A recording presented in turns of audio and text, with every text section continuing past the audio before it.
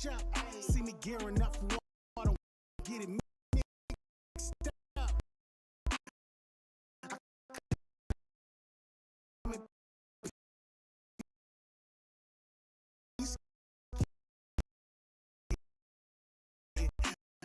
Bringing commentary and new releases.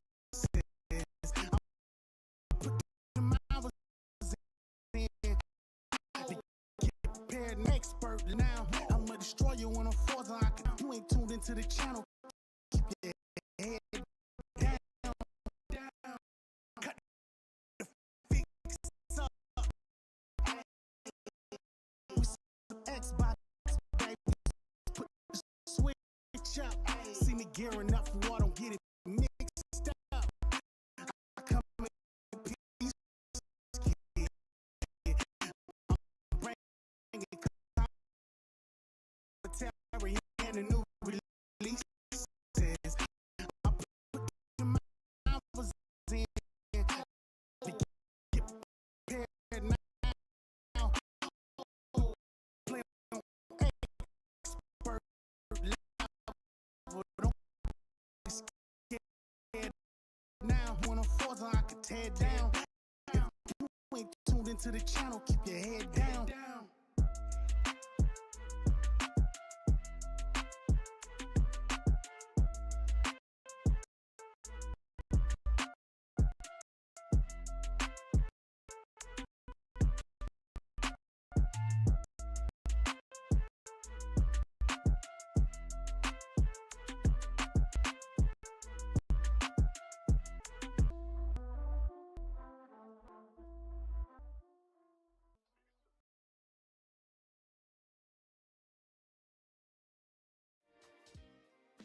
Hey, everybody. I had to steal that from Danny before he said it. Oh, no.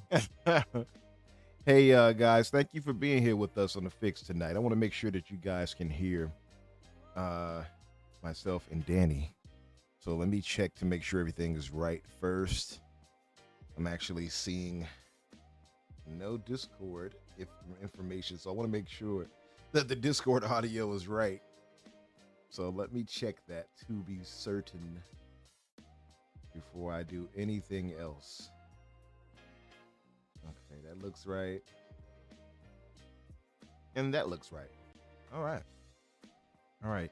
So thank you guys again for being here with us tonight. I know we missed the last week, and it's been kind of slow in the news as far as anything gaming. But we're going to turn it up a bit soon. I'm trying to work on some ideas as far as other things we can discuss outside of just gaming news. You know, we want to do more than that anyway, because our approach here with On The Fix is to talk about all things media. So gaming is just a major component, obviously, but we do also talk about TV shows, movies, you know, all types of books and things like that, and game, you know, anime, whatever, manga, etc., etc. So we do have to step outside of our comfort zone in gaming sometimes to talk about that, and I hope you all will stick here and stand by for that, because you're going to get that everywhere else anyway. You're going to get pure gaming talk, and it's going to be the same thing over and over and over. So our approach is to give you something outside of that norm. And I would like for people to really embrace that as far as, you know, the culture of us talking about this stuff and geekdom, if you will. But without further ado, let me introduce my co-host, co-star, Daniel J. McGee. What's up, brother? How you been? Pretty good. It's been a weird couple weeks. Mm-hmm. Indeed. Me and you were talking in the green room where I thought maybe it'd be interesting to kind of bring up the division of America and to relate that somehow into the division in gaming. And you wisely recommended that I did not do that, as it would be a poor comparison. And you're right. So I'm not going to do that. So what I will do instead is to say that this division that we have here politically and ideologically, in There you go. America. It took a minute. I got there. This division that we have is not something that's going to be cured by a few voices, right? It's something that's going to have to No. be a concerted effort. And it's very serious. Obviously, Trump's life was, they attempted to take it. At first, just to give to be clear and clarify, I did initially think, it looks a little bogus. It looked a little staged. Oh yeah. I did, just because so many things were weird, right? And still are. Like how he was allowed to get up there. The people were reporting, hey, there's a guy there. And people kind of felt like they ignored it. And we saw video yeah. of that. Some people definitely did Yeah. a really bad job of protecting a presidential candidate. Horrible job. I think that goes without saying. 100%. Like, you see sketches of like the general map of how it was all laid out and how close that guy was, and it's like how did you allow that? How did that man get that close with like a full ass AR? Like, there's no Right. shot. A full semi-automatic rifle, and You're the man was like literally the 200 Secret yards Service. out. Yeah, you're the Secret Service. Like, after the JFK assassination, protocols were placed and put into place where that they would make sure to guard all types of rooftops and things like that. So I thought that was a given. So when I saw that, I'm like, you sure? Are you sure about that? And so it was just weird. And then, but the reality hit after we got more news, obviously. So someone lost their life. Rest in peace to that man.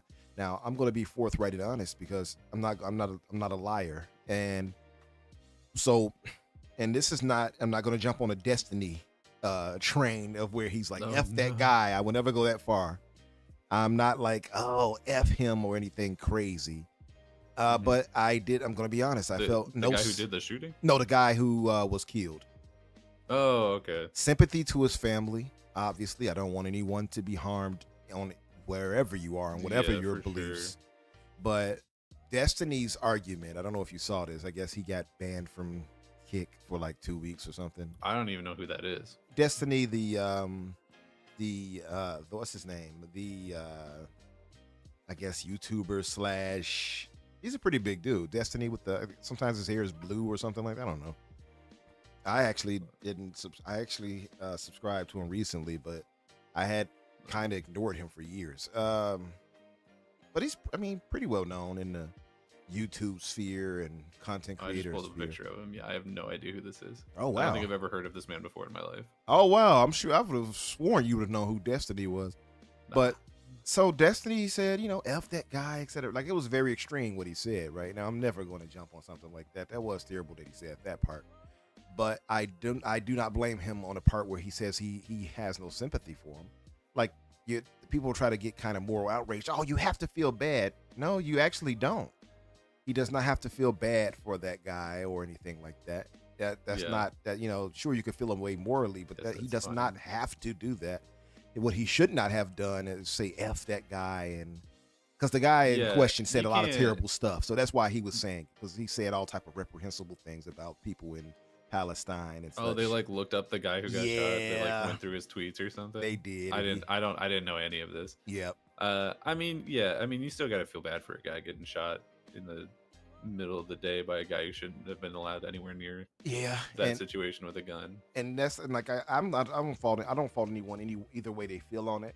I would just say, like, I think there is a need to have some morals and not be so harsh. And I thought he was just harsh with the F that guy. I thought that was the part where he went way too far. Yeah, you can't be doing that about somebody who just got murdered. Right. And I say that because we have a lot of this negative discourse in politics here, where plenty of my people, for instance, will be killed. Oh, well, should have complied or something. It's very cold. Oh, yeah. So we do want to be better than that. We want to, I guess, appeal to our better angels, as they would say. But at the same time, I do not blame anyone if they don't feel anything about it either. Like, I'm not going to force them to. I can't force you to feel a way. But I would just say we have to be mindful still of our rhetoric, right, and what we say. Yeah. That's, I think, is the most important part. Even if you feel some way, there are ways. It's like the old saying of, you can get more flies with honey than with vinegar, right? So it's about how you say what you say. And that's the part I want to say. Like, we have to be mindful of just the discourse, and I don't want. I guess I wanted to kind of tie that into us, how it's kind of been very volatile in gaming, but that's, like you pointed out, it's nowhere near comparable. So I'm not even. Yeah, people aren't getting shot at E3 Right. conferences Unless so. some Hoove brothers start going crazy. I'm tired of this. Where's our roadmap? Let me stop playing. I'm just joking, Hoove brothers. I'm not serious. But besides that, and moving on to less serious topics, what have you been up to, man? What have you been watching, playing, doing? Tell the folks. Definitely more watching than playing. The only thing that I've played recently, or at least like put serious time into, was I played back through Banjo-Kazooie with a friend of mine because he wanted us to review it on his channel. So we did that. I don't think he's uploaded it yet, but you can watch my socials for whenever that goes up. What a game! Like it's an absolute classic. Definitely like one of the most historic games, I would say. Probably one of the best games of the N64. Does it hold up super well? Not really. But you got to give it some respect for being as good as it is for a game that came out like while they were still trying to figure out how to make a game in 3D. Like that's pretty impressive, I think. Yeah. And then other than that, I've just been watching a lot of TV. Honestly, I watched I caught back up on House of the Dragon. Oh man, which is doing some real cool stuff. Yes, sir. You know, we have to have a House of the Dragon discussion or something like that, man. And maybe if I can find some other people who've been watching it, maybe we can have like a little side content thing where we do have like a little spoiler discussion or something after it finishes. Yeah. Because this season has been really, really good. What are you thinking about it? I don't know that it's as good as season 1 yet, but we're only like halfway through or something now. I think there's like 8 or 9 episodes this season, and we just had the 5th one. I don't know. It might go up to 12. I really don't know, but we just had the 5th one, and I think that we're starting to do some pretty cool stuff. I do hope that we start speeding up a little bit, because if we're coming into the end of the season, I don't really know what we've accomplished in this season so far. In terms of like progressing the story, because this book was really short, so I don't know how many seasons they're planning on dragging this out for. But it has been really good. Damon's whole storyline is kind of whatever. Honestly, the character that I'm most vibing with right now is Corliss, the sea snake. I'm down with that guy 100%. I love that guy. I agree. He's so cool. He's really a good actor too, man. He has this kind of this charisma that like he does feel like, you know, he like is this ruler always, like he definitely belongs. Like this, I get this regal sensibility from him. I don't know. Yeah, and he, without spoilers, like he's been through some shit this season especially, and so it's just like watching this guy go through all of that and still be strong enough to like stand up and fight and do other stuff. Like that's, I agree. Absolute legend, considering, because like no, I can't go into it too much about spoilers, but he like it's crazy. It's straight up crazy. I know what you mean. And like okay, how do I say this? I love the arc of how they're handling it. And one thing I'll say this too, like we talk about, you know, everybody talks about this whole thing of the DEI and all that other stuff. I don't think I've heard anybody complain about it in this case. And I'm actually very happy and surprised about that. I think it's pretty hard to argue that a show is being like, I don't know, stifled or whatever when there's like fully a blowjob on screen at one point. It's like, I don't know, man. It seems an awful lot like they're just kind of doing whatever. Yeah. Like, you can't be like, but that character's black. That's crazy. And it's like, yeah. But like, clearly they're just doing whatever they want. Like, I don't think there's any agenda in this entire I don't think so either. And I think that's the important part. I think that's where you hit it right at. It's like no agenda. And like AJH even said it in the chat. Shout out to AJH, by the way. He points out like, yeah, if it's done respectfully, most people probably won't care. And I think that's fair. And so take out agenda. Just give us good character work.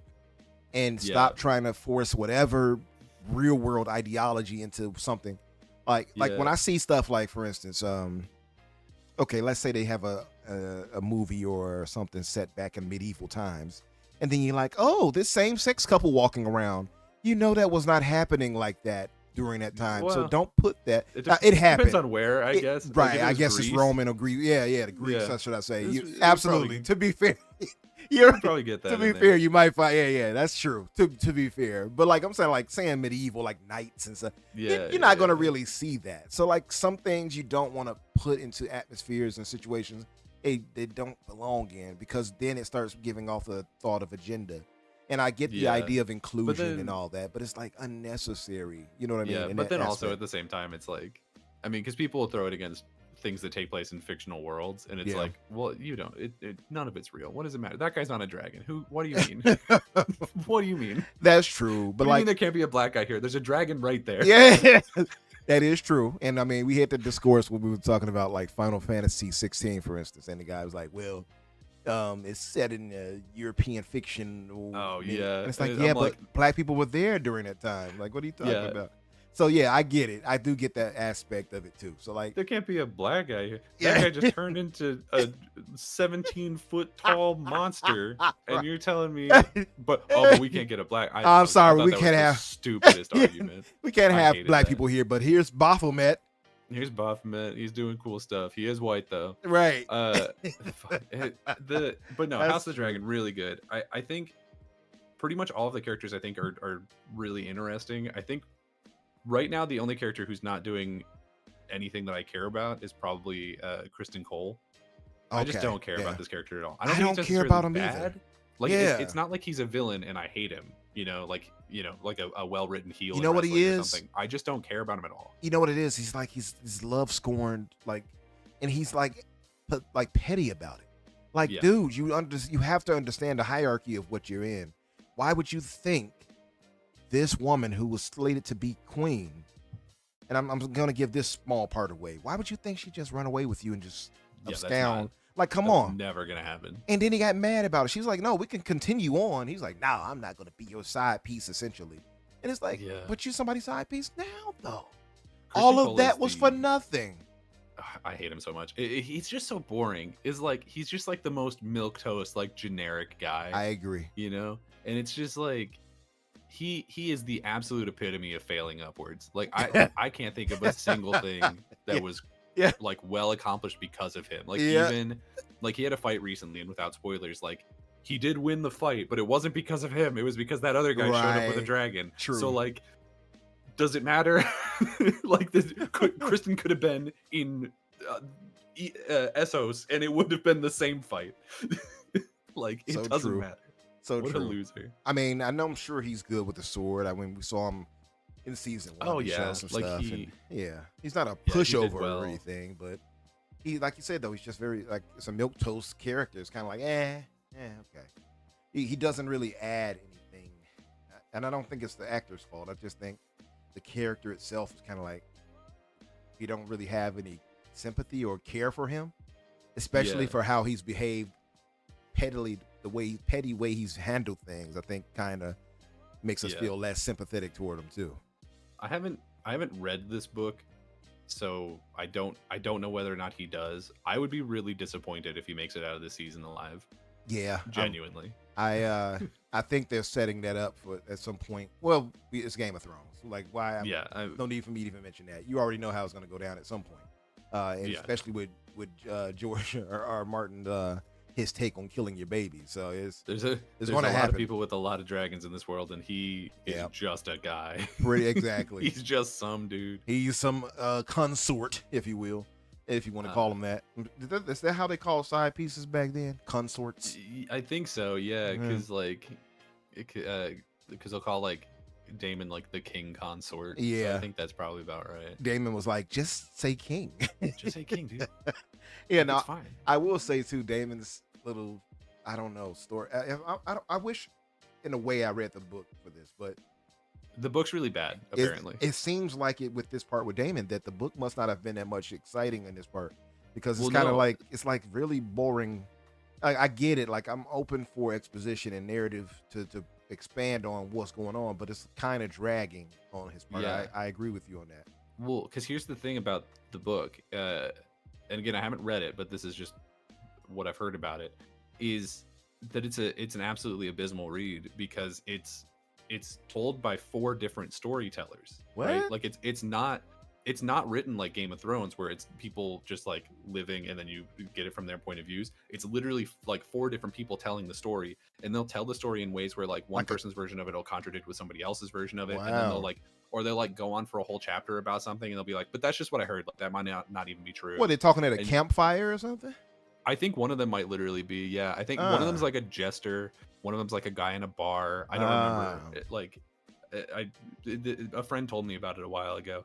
But he's like, yeah, the show is absolutely going to become the definitive version of this story because the book is awful. Okay. Well, so far, yeah, if that's the case, I will say, like you said, first season is close to masterpiece in my opinion. I was a big fan of it, yeah. So this one is not quite there just yet, and this slow part right here is kind of dragging it down. Let me see how many episodes there's going to be. I think 8.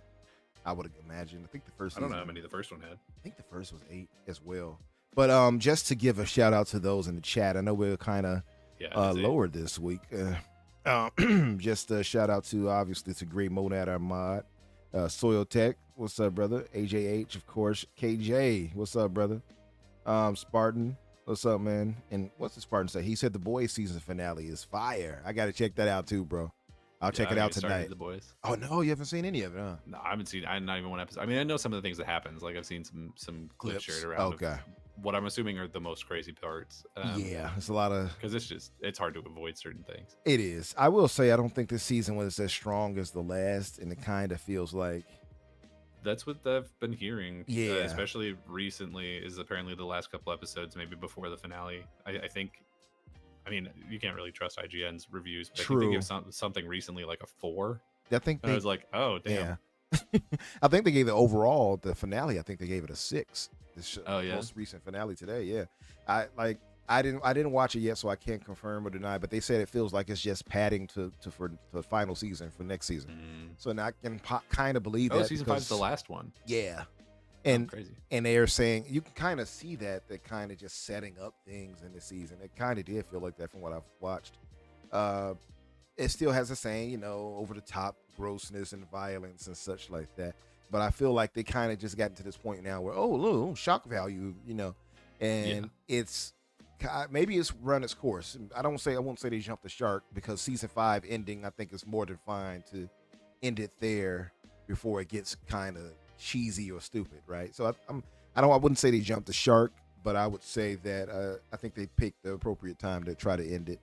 I think it's kind of run its course as far as us being shocked by Homelander and all of his antics and who he is. We know who he is at this point, right? He's a mommy issue having kook who loves breast milk and Having not watched it, I didn't find out that Homelander was not like one of the boys. Like I assumed that the boys was the name of the like not Justice League group. Oh yeah.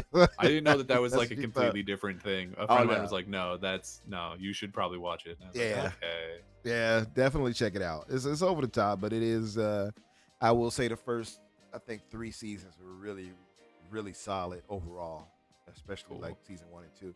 But season 4 was decent enough. I think it was pretty decent. And this season, like I said, it's not bad. It's just not as good as those. So it's easy to see like, okay. You start to see the flaws that they had in this season. But let me finish giving shout outs.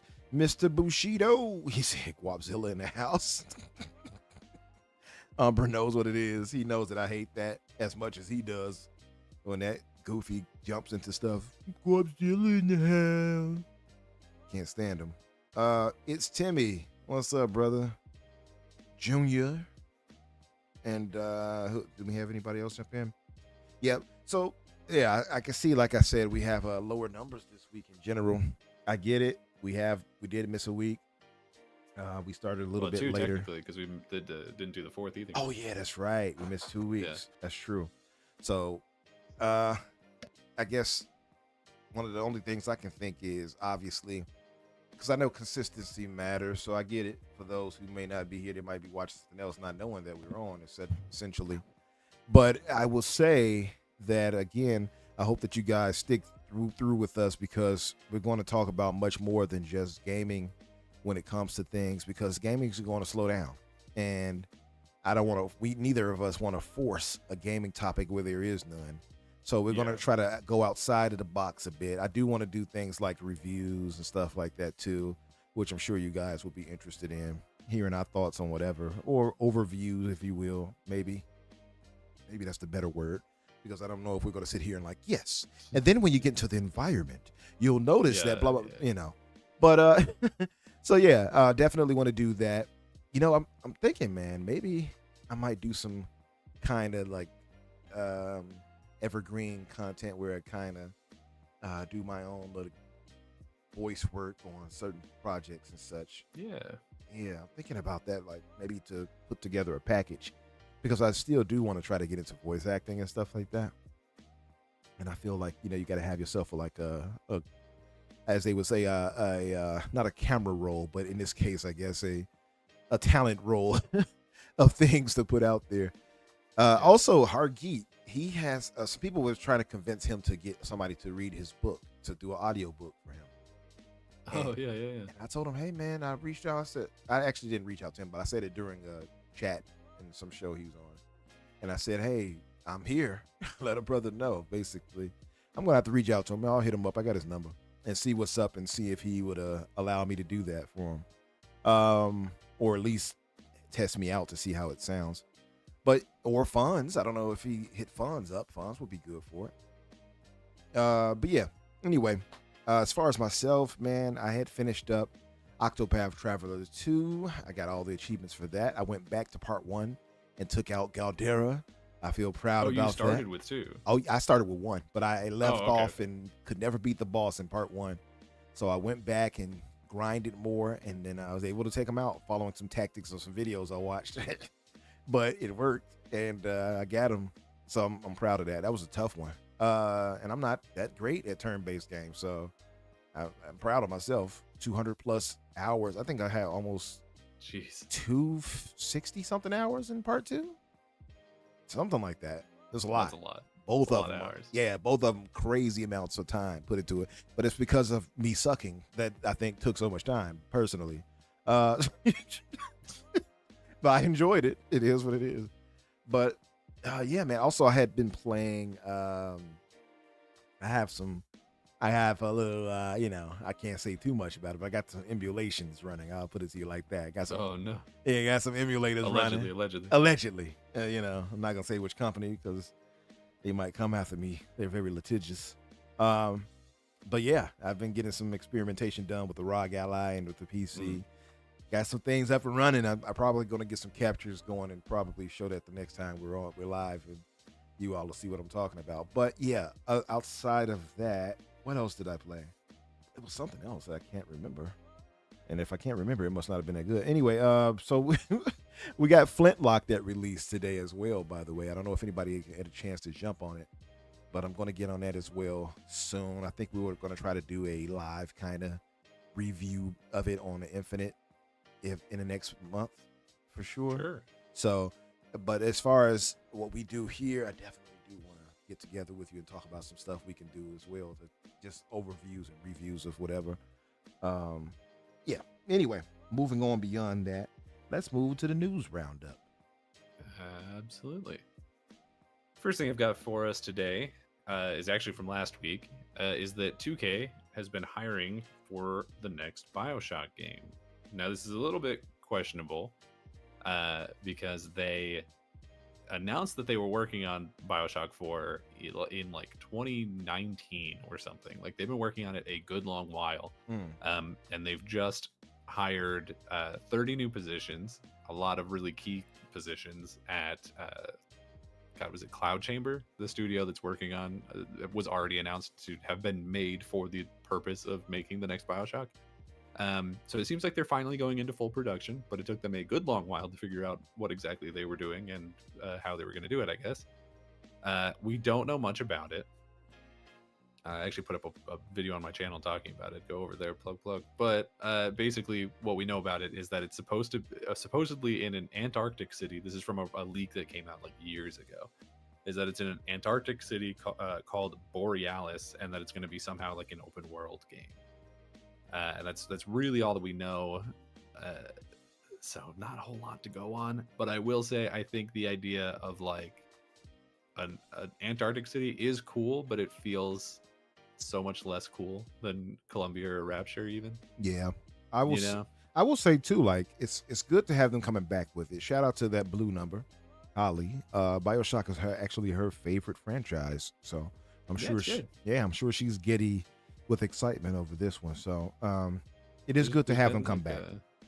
What's that? There's been like a lot of 360 era games sort of coming back. Yeah, recently, kind of having this resurgence. We talked about Dead Rising before. True. And even like Dragon Age is finally putting out another one. I mean, you know, Infinite obviously was on, or not. Inquisition was on Xbox One, but right. Yeah, it's. But the franchise itself, I guess, started during the 7th gen. Yeah. As well as like Mass Effect is getting a new one pretty soon. Yep. Presumably. Also, they did the remasters, so there is that. Yeah. And then, of course, Resident Evils, of course. So, yeah, it's a lot. Hard. That's good. But, you know, I will say I'm very hyped to see, but I saw some concept art. It looked like some type of flying pterodactyl looking, you know, what do they call those things? Big Daddy. It looked like a pterodactyl flying Big Daddy or something like that I saw. Oh, yeah? Yeah, it was very interesting. I think it was on Hazardor Gaming's tweet. And I was like, okay, that looks interesting. I wonder, though, how well this will land, especially when we have like a new game from the actual creator of the series with Ken Levine? Ken Levine doing Judas. Yeah, doing Judas. I wonder how that'll play out. I think that it'll probably be fine, and that's based on my speculation that I don't think Judas is going to be very good. Oh, there you go. I look at that game and there's something about it that just doesn't spark joy. I don't know what exactly it is, but every time I hear them talking about it and they're like, oh, it's got roguelike elements and like there's these 3 robots and one of them you're gonna piss off and one of them you're gonna make I'm like, what do you mean? What does any of this mean? I don't know. I guess I need to see more of it in action. But my hype level for Judas is pretty middling at the moment. Yeah, I guess we do have to see a bit more. I mean, the gameplay bits they did show looked pretty promising to me. So yeah, the gameplay itself looked like it was probably fine. It was more so the writing from the couple conversations that we saw I didn't really care for, and I didn't like the enemy designs. Like there's the one where it's like a sheriff with a horse head or something, and I'm like, what are we doing? Sheriff Pony. He's the head of the ponies. I guess so. It's Porter Rock. The only other aspect of that exists is that there's also been a lot of rumors that between now and BioShock 4 we might get a remake of some of the BioShock games, which I think already got a remaster for BioShock 1, so maybe they'll be doing 2 or Infinite or something. I don't know. Maybe they already did the whole collection of remasters, so I have no idea what their plan is. Okay. Well, I'll say this with Cloud. What is the name? The Cloud Chambers. Cloud Chamber? Yeah. Excuse me. The dang carbon burps from the pop is finally coming up. Anyway, no. I will say that they have a lot of talented people here working with them. Like people that worked on Assassin's Creed, Star Wars, Battlefield, Walking Dead, Call of Duty. So they have the talent necessary to give us something good. Well, I'm interested in seeing what they do. Mm-hmm. So I won't doubt them. I'm just looking forward to seeing more and see what they do. They have to know how heavy it is to have, you know, such a well-beloved franchise on their hands. So just hopefully they turn in something really good. BioShock is definitely one of those franchises where like even when people are talking about like which one they don't like as much, like some people really don't like Infinite and some people really don't like 2. Right. But usually even when they're talking about that, they're like, it's still really good. It's just not as good as the other one. You know what I mean? Yeah. So I think they do sort of have big shoes to fill. But yeah, I mean, looking at the track record of games that the people have worked on before, I think they should be able to get it done, you know, as long as they have a good enough idea for it. But speaking of Assassin's Creed, actually, Yves Guillemot the CEO of Ubisoft, announced in a really weird way, I think, that they're going to be making remakes of some of the 360 Assassin's Creed games as well. He didn't say which ones, but he did an interview with Lucy O'Brien, who used to work at IGN for she was on Podcast Beyond, the PlayStation one, and now is one of their like communications directors over at Ubisoft. And she asked him something to the effect of like, so you have big games like Shadows and you got small games like Mirage, like can people expect that cadence to stick around where people were like, not all of them are going to be the same? And he was just like, so we're doing remakes. And she's like, okay, well, that's not what I asked, but cool. And, I mean, that's basically the end of it. We've been hearing these rumors for a while now that they're looking at specifically Black Flags and Assassin's Creed 1 to like make remakes out of. I'm all for Black Flag. It's my favorite in the series. So I'm not, it's hard for me to be like, but because I love that game so much that I am open to that one. Yeah, I think that's probably the one that makes the most sense because it is a lot of people's favorites, and it has, obviously there's a lot of stuff from like Skull and Bones that they can just like gut and send back over there. Yeah, that's true. To like get the ship tech and water tech looking real nice. Yeah. So like they've already done a lot of the work there. They may as well reuse it. I don't know. I think that probably Assassin's Creed 1 is maybe the one that needs it the most. Yeah. But he did say remakes plural, so I wouldn't be surprised if we get like most of the 360 era ones redone. Yeah. Probably not Rogue. I don't think anyone's asking for Rogue. Probably not Rogue. Yeah, because Rogue most people forget that exists. Yeah, you know what? I wonder which was better received, Rogue or 3. I wonder. I think, in my opinion, I genuinely think that Rogue is worse. Yeah. By like a lot. But I do also think that 3 might have been worse received because I think most people knew that 3 existed and played it, and they were like, "This is a little disappointing."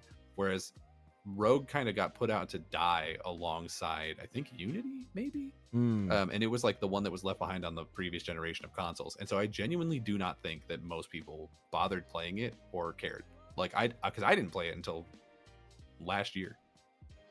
And I've played all the Assassin's Creed games like religiously. So I'm behind, man. I'm still on Unity. I saw Colt. Did you do Rogue? I did Rogue. Yeah, I played through Rogue. Really bad. I didn't hate it, but I can definitely see why it's not liked. If that makes sense. And I think the reason I liked it even as much as I did was because I love Black Flag. So having naval combat again, it was kind of like, okay, that's cool. Well, they've all got naval combat at this point. Yeah, that's true. Except Part 3 Rogue and obviously Black Flag, I guess, featured it the most. But yeah, like since I came off Black Flag, it didn't hurt me as much, I guess. But I can definitely see it definitely wasn't exciting. I mean, because also you're playing as a villain, essentially. Yeah, right? You're playing as Shay Patrick Cormac, and I just don't care about him or his story. You see, honestly, that's what it was too. That's part of the like it's like and it's like so many reused places, right? True. Like you're going back to all the same places that you already were in 3, and like I think 1 or 2 of the places you were in Black Flags. And it's just like, that's exactly what it felt like. Kind of like, rehash a little bit, but from a different perspective. I've done this, but better. Yeah. Like this exact thing. That's a good way to put it. Yeah. Shout out to all the other guests that joined us. Bobby Hawk, our resident pony. What's up, brother? TZ the GOAT. What's up, brother? I haven't talked with you in a minute. I got to talk with you soon. Yodani, our other mod and community great, is on modding for so many different shows. Shout out to Yodani as well. And AJH, I agree. AC said AC1 was tad repetitive. He said it wasn't until Brotherhood that he really got into it. I get it, but part 2 was for me. That's what did it for me. Yeah, I think that that's one of the other reasons why Assassin's Creed 1 needs the remake more than some of the other ones. It's because I feel like Assassin's Creed 1, like they didn't really know what people were gonna love about that series. That's true. Yep. So I think that if they do remake it, it'll be more, probably not on the same level, but in the like idea of a Resident Evil 2, 3, 4 remake, where it's the same game, but we're gonna change it to we're gonna fundamentally change what the game is in terms of gameplay to modernize it. Right. Because I don't think anybody really wants to do all those flags again. I just don't see that happening. And a lot of the like areas in between the main maps of Assassin's Creed 1 were just like empty and boring. True. Yeah, if they can, I guess if they can make the world a bit more interesting. I guess that's what they were aiming for when they did the newest one. Mirage. was to make the world less, give us less of a playground if the world isn't going to have as much interactive, interesting things to do. Exactly. Yeah. Like you go to Unity and it's a gigantic map, but it's nowhere near comparable to something I heard like Valhalla, for instance, or, Yeah. So I haven't even gotten to those to see it, but I've heard the map for those are like crazy.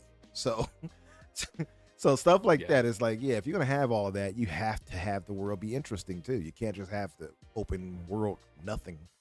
Like, it's not going to work. Which was apparently also kind of a problem with Valhalla, actually. That's what I heard. I haven't played Valhalla yet. I have it not installed, but I have it purchased. And I just have to get around to it. Same here. And I that's the funniest part. I got all the series. Yeah.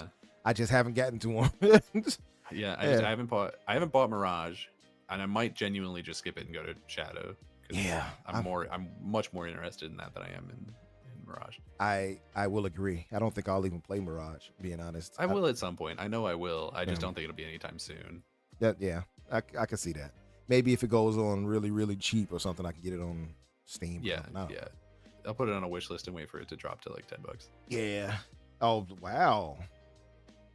Gray says he liked Rogue better than Assassin's Creed 2. What? That's crazy. Time yourself out for a sec. Yeah, time yourself out. Yeah. That's great. That's straight up crazy.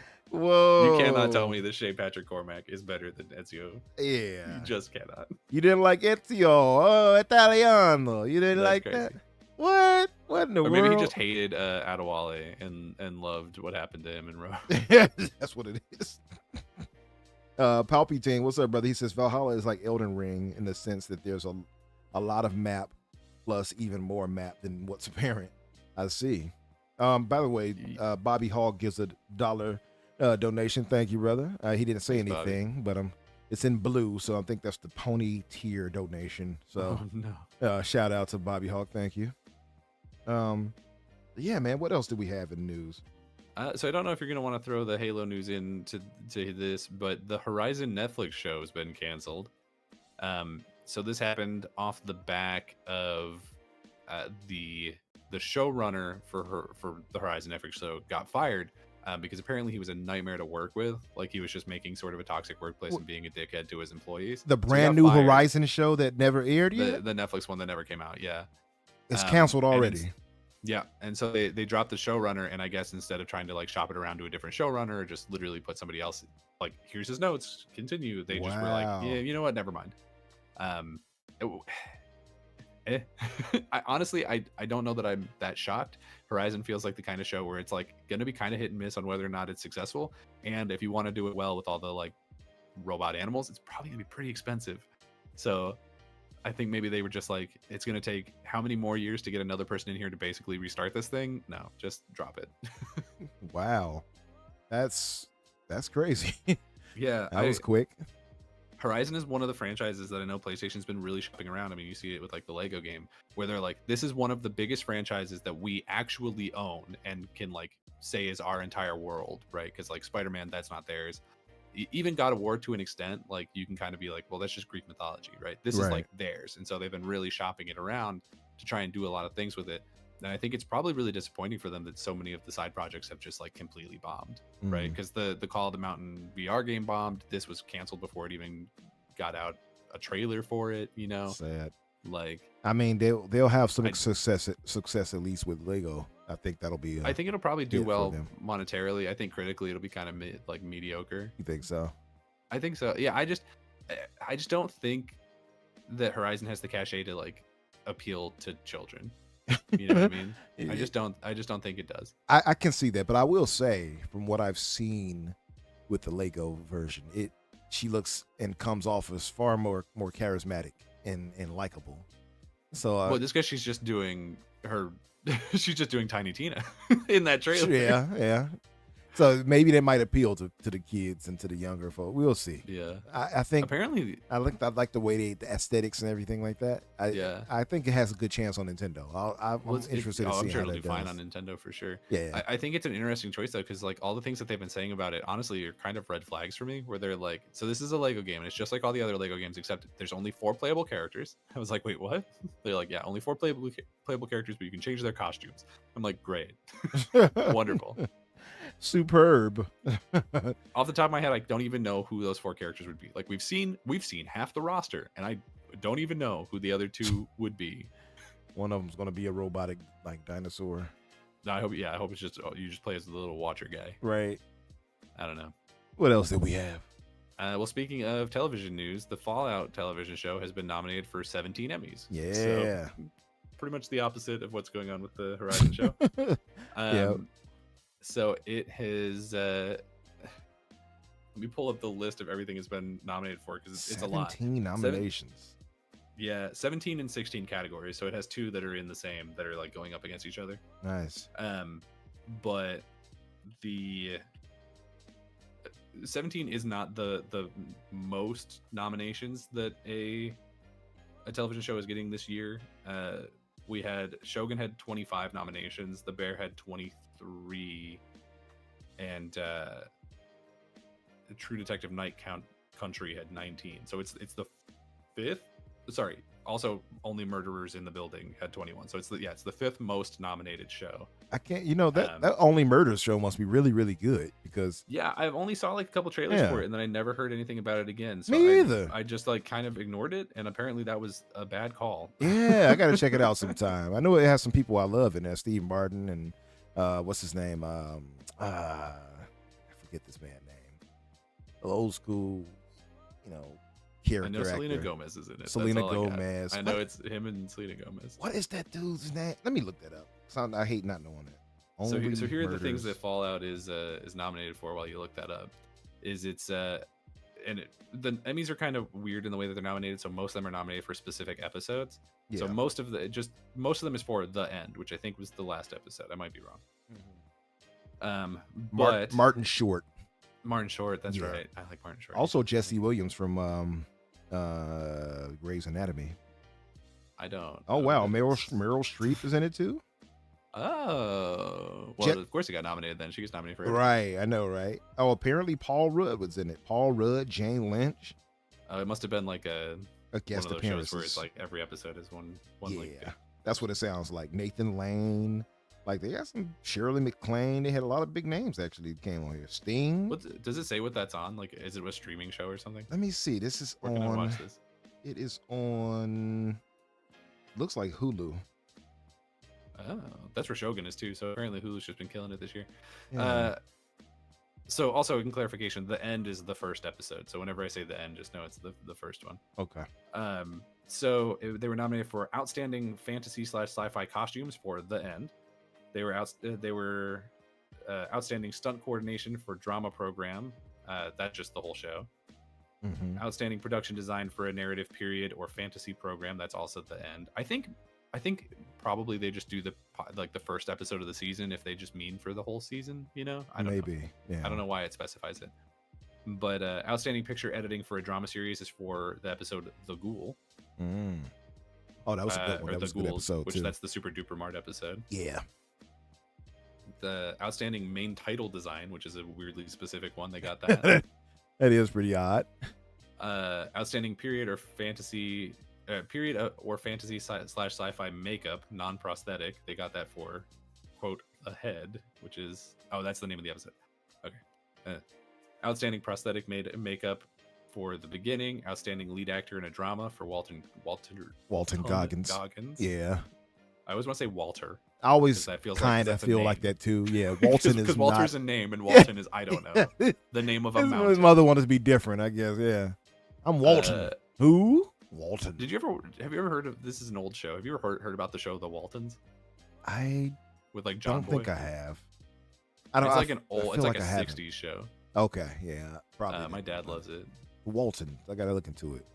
Walton. But Outstanding Drama Series, Outstanding Sound Editing for a Comedy or Drama Series, Outstanding Sound Mixing. It's like pretty much everything. Special Visual Effects, Outstanding Stunt Performance. Okay. Outstanding Writing for a Drama Series, and Outstanding Music Supervision.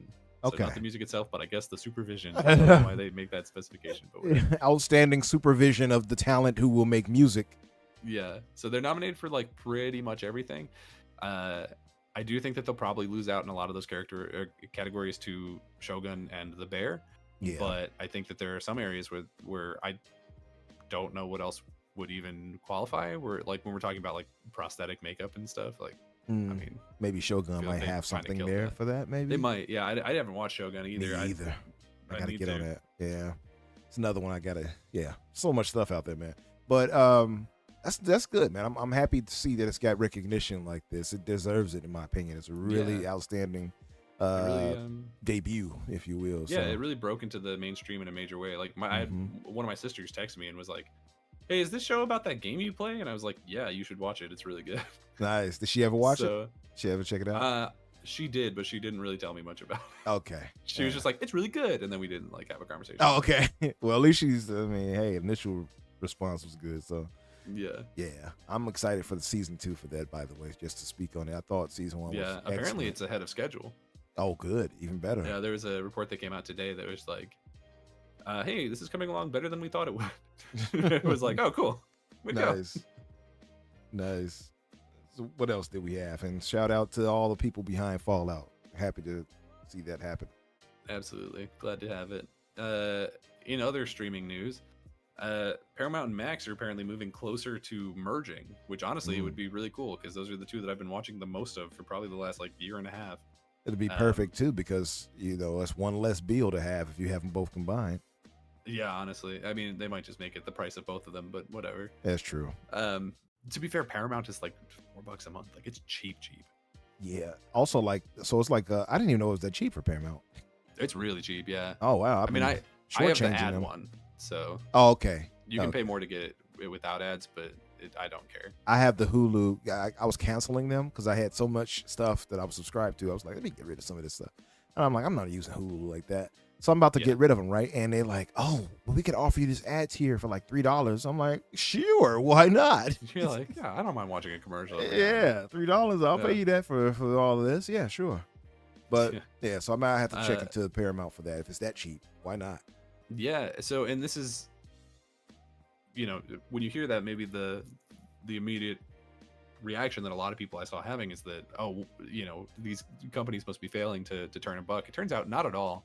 So apparently over the last quarter, Max has been doing extremely well, and that's before even they started putting out House of the Dragon season 2. So I'm sure they're doing even better right now.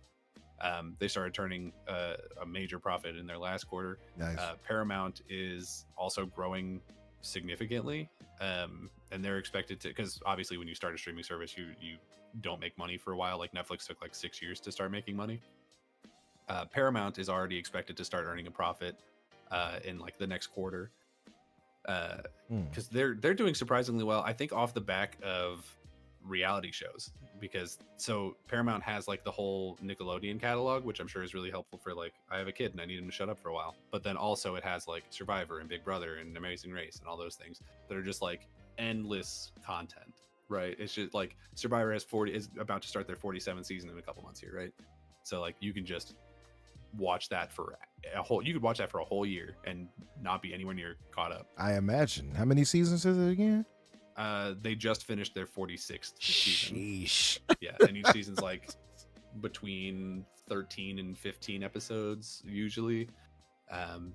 So yeah, there's a lot of Survivor content, and I think there's just as much Amazing Race and Big Brother I don't know anything about. But so there's a ton of content over there, and then you have to also keep in mind that like all of the Star Treks are happening over there. So like all the Star Trek fans, I actually just started watching Star Trek recently with a friend of mine. And tons of Star Trek fans, so I'm sure they're watching it. So they've got a captive audience. One interesting thing about Paramount, though, is that so they also currently own BET, but apparently BET is underperforming, and they're looking to sell off that branch. So yeah, so in this report that I read, it said Paramount is looking to shed some underperforming branches such as BET, who they're already in talks to sell to the channel CEO Scott Mills for $1.6 billion. So they're trying to like shore up I don't know that necessarily makes sense for like a streaming service, because it's like, I think just more content is more content, but I guess if BET's not pulling its weight, then whatever. But I feel like the crazy thing is, if HBO and Paramount merge, it's basically just like My Childhood, the streaming service, with the exception of Disney, because Paramount already has all of Nickelodeon, and then HBO has all of Cartoon Network. So if you just like I'm like, oh, okay. Well, I guess I'm just here forever. You'll have my money. Yeah, right. Whoever is in charge of that conglomerate. I will say though, it's not clear at this time if they're wanting to do a full merger or just merge the services. Okay. So that is still up in the air. AJH said it's one less acquisition from Microsoft. yeah. AJH had a question. He says, "Why the f has no one made?" I can curse now. We're past 10 minutes.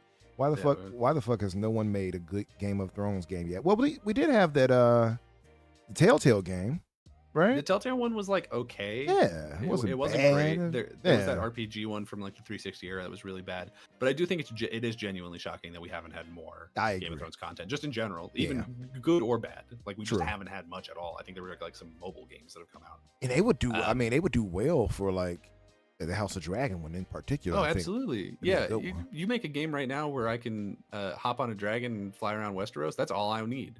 Say less. I'm in. $70 day one. 100%. I don't like the $70 price tag, but I'll still be in. I'll do it.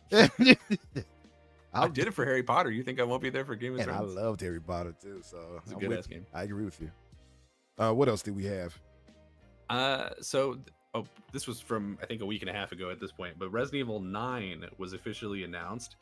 The director of 7, Koshi Nakanishi, announced it without showing anything about it during the Capcom event that they had a little while ago. Oh yeah, yep. And he was basically just like, it took us a while to decide what we wanted to do, and then I decided, and now we're doing it. And I was like, cool. So the fact that it's the same director probably means that I think it's going to sort of like finish the trilogy of the Ethan Winters stuff. Like he's, spoilers, not around anymore. But like maybe it'll follow the daughter who is the main character of the DLC. I don't know. I assume that it'll be like sort of a conclusion to that storyline, and then maybe Resident Evil 10 or Resident Evil X or whatever will be like another soft reboot, and maybe it'll go back to third person even, because I don't think the first person has been good. Like I like those games, but I don't think it's been performing the way that they really wanted it to. Specifically 8. I think 7 did really well in terms of performance and like critical reception, but I don't think 8 did as much. So. Yeah. It's also too, I know there was an incident where 7, was it 7? No, yeah, it was 7. It flopped on iOS. Yeah, so that's another thing I actually have on here is on iOS, Resident Evil 7 sold less than 2,000 copies. Sheesh. Which is an amount, such a small number of units sold that genuinely it may have just been like tech enthusiasts trying to see if it would play on their phones. People who just like didn't give a shit whatsoever about Resident Evil. Right. Like they didn't get it because they wanted to play it. They got it because they wanted to be like, what can my phone do? Yeah. Look at this. Can Android do this? Speaking of which, I actually just ordered a new phone. Oh, nice. What do you? What I got to pre-order it. So right now I have the Samsung Galaxy Z Flip 3 or whatever. Okay. I like the flip phone of it. Yeah, the Z one actually looks pretty dope. Yeah, it's fun. Yeah. I'm upgrading to the 6 because it's been a while since I upgraded. Nice. It's got some really cool features. I'm really looking forward to. I'm gonna wait, man. I was contemplating it because I'm with T-Mobile, so I can trade in and put a little, toward it. Actually, I don't have to pay immediately, but I can put it on my bill. But get the newest, the 24. I have the Galaxy S. I think still 21. So 21. I think they're only up to like 24, 23 or 24. Yeah, 24 right now. So I figure I'll just wait until next year. It makes you feel better. Yeah. The reason that I upgraded mine is because my mom wanted me to go with her when she was going to upgrade hers. And she still had the 10 plus. Oh yeah, there you go. They gave her like $30 for that phone. You got to pay us to take it from you. Honestly, yeah, she's upgrading just straight to the 24 plus. Oh, it's gonna be straight up night and day for her. Oh yeah, she's gonna be like, it's gonna be a whole new world for her. But I figure I'll just wait until next year because like the advent of these flagship phones, we know with Apple and Samsung, they come out every year now. It's like I may as well wait for the next what's the word I'm looking for? Next innovation that they're gonna do and just get the next year's model. Why not? We're 6 months in now. It's like, what's the use of me trying to get it now? I might as well wait. Probably have an even better camera and everything else. So it's like, whatever. Oh yeah, like the Z Flip 6 is apparently like not a huge step up from the 5 or whatever, but it is a big step up from the 3 that I have. So I'm like down for it. But no, I'm definitely not one of those people where it's like I gotta get the new phone every year. Like I just can't imagine being that person. For me, it's literally like the reason that I wanted to upgrade is because my phone is starting to break. I've got some like dead pixels coming up from where I've dropped it and stuff. Oh wow. So I'm like, let's. Yeah. But speaking of mothers and such, I was talking to my mother the other day, and my nephew had put some water in her phone. I'm like, you got to get you a new phone. So put water in the phone? What do you mean? Yeah, I don't know what he was doing. He's probably like, oh, let's see. Bloop. How old is he? Like 8? He is, my youngest nephew, you might be right, probably about 7 or 8. Actually, I need to find out. I forgot. But yeah, that's an okay age to be doing. If he's like 15 and he's like, I wonder what happens if I put water in here, then like, what are we doing, kid? All right, you're going to be a menace to society. But yeah. He's like 7 or 8, so I forgot his exact age, but it is around 7 or 8. And good kid. He's just Dennis the Menace right now a little bit. Yeah. But yeah, I told him I'm going to help her get a new phone. So yeah, speaking of that whole situation, I'm going to get her something nice. Maybe she doesn't need anything too crazy because she's not going to know how to use it. So I'm going to get her something. It won't be a flagship, but it'll be a nice Samsung. Yeah, I mean that was kind of the discussion I had with my mom too. Is I was like, so no matter what we get you, at this point it's going to be a huge step up. And she upgraded to the newest one, but she was like, "What are all these features?" And I'm like, to be honest with you, Mom, you're not going to use pretty much any of them because even on mine, I'm not going to use most. And that's so true. Like I'm not using most of mine. Exactly. Yeah, they're like, look at all these crazy AI features. Where you can, like, do all this stuff, and I'm like, I'm not gonna do that. It's cool that I'll have it, but I'm not gonna do it. I'm so not true. any of that. So true. I will. Like once or twice just to toy with it. I was so tempted to get the 24 because it has the stylus back with it, and I love the style. I had the Note before some years back. The Note 10 or whatever it was. I think the Fold, not the Flip, but the Fold, I think also has a stylus. Oh, nice. See, like that, the stylus is actually, it does come in handy. I came to find out. So, because I could do so much more with it. Like you can even quote like text and such like you can't normally quote all articles and stuff, and it's a lot of good like features with that stylus that like surprised me. So that's what have made me tempted to get it for this year, but I'll just wait. I'm sure next year I'll have it too, and it'll be even better. So yeah, but what else did we have though? So we've got a Call of Duty crossover with the WWE. Nice. Basically, they're adding a couple of skins that you can play. I assume in Warzone, probably in the multiplayer as well. But it's the ones that they've shown off. I don't know if there's going to be more. Are Cody Rhodes, Rhea Ripley, and Rey Mysterio. Of which I'm like, okay, 2 of your biggest stars right now, and Rey Mysterio, who's still around. Right. Like I love Rey Mysterio, but it's just like, yeah, you could have went with a bigger. I'm surprised that it's Rey and not like Roman. I agree. Know what I mean? Oh, Roman would have been perfect. I'm surprised that that's not the case. Maybe they'll do like a tribal chief bundle at some point. Also, I just want to point out, I don't think the person running the Call of Duty Twitter account knows anything about wrestling, because the way that they've written it out in their tweet, is very weird, right? Yeah.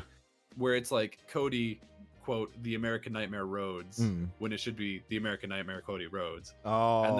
And then for Rhea Ripley, it says Rhea Bloody Ripley, and I'm like, no one calls her that. No one calls her that. If anything, it could have put mommy. Like that would have made more sense. Put mommy. Mm-hmm.